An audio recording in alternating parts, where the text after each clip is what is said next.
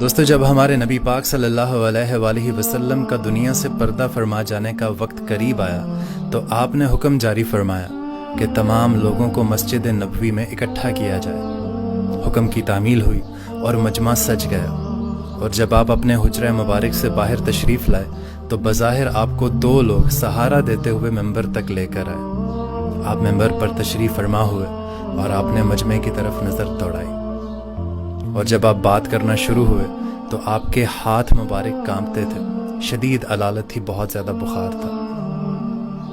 آپ نے مجمع سے مخاطب ہو کر کہا کہ میں نے یہاں پر کوئی نیا حکم جاری کرنے کے لیے آپ لوگوں کو نہیں بلایا۔ اللہ تعالیٰ نے اس بندے کو اجازت فرمائی ہے، چاہے تو دنیا میں رہ لے اور چاہے تو میرے پاس آ جائے، اور میں نے یہاں سے جانے کا ارادہ فرمایا ہے۔ پھر آپ نے فرمایا کہ اے صحابہ، میں تمہارے ساتھ رہا ہوں، تمہارے ساتھ وقت گزارا ہے۔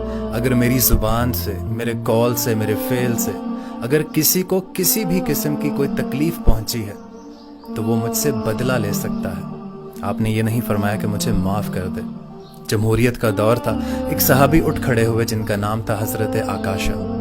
بوڑھے صحابی تھے، عرض کرنے لگے یا رسول اللہ، جنگ کا ماحول تھا، آپ صف درست فرما رہے تھے، آپ نے میری ننگی پشت پر ایک درہ مارا تھا، مجھے بدلہ چاہیے۔ مسجد نبوی پر یہ منظر دیکھ کر ایک عجیب قسم کی کیفیت طاری ہو گئی، تو نبی پاک نے حضرت بلال حبشی سے کہا کہ جاؤ، حضرت فاطمہ کے گھر میں درہ پڑا ہے، لے کر آؤ۔ حضرت بلال حبشی اٹھے بوجھل دل سے، حضرت فاطمہ کا دروازہ کھٹکھٹایا اور کہا کہ نبی پاک درہ مانگ رہے ہیں۔ حضرت فاطمہ کہنے لگیں کوئی جنگ کا ماحول نہیں ہے، کوئی قیدی نہیں ہے، درہ کس سلسلے میں چاہیے؟ تو حضرت بلال حبشی نے پورا ماجرا سنایا اور رو پڑے۔ تو حضرت فاطمہ کہنے لگیں کہ میرے یہ دو بیٹے ہیں، انہیں ساتھ لے جاؤ اور آکاشا سے کہو کہ انہیں 100 درے مارے، لیکن نبی پاک کو کچھ نہ کہے۔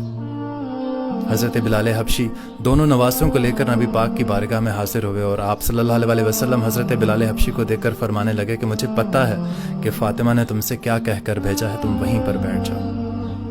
آکاشا کو درہ دیا گیا۔ آکاشا درہ مارنے کے لیے آگے بڑھا تو اسے محسوس ہوا کہ پیروں کو کسی نے ہاتھ لگا کے روکا ہے۔ وہ حضرت ابوبکر صدیق تھے۔ نبی پاک صلی اللہ علیہ وسلم نے ارشاد فرمایا کہ ابوبکر اسے آنے دو، روکو مت۔ تھوڑی دیر آگے بڑھے تو پھر ہاتھوں پر محسوس ہوا جیسے کسی نے روکا ہے، تو وہ حضرت علی تھے۔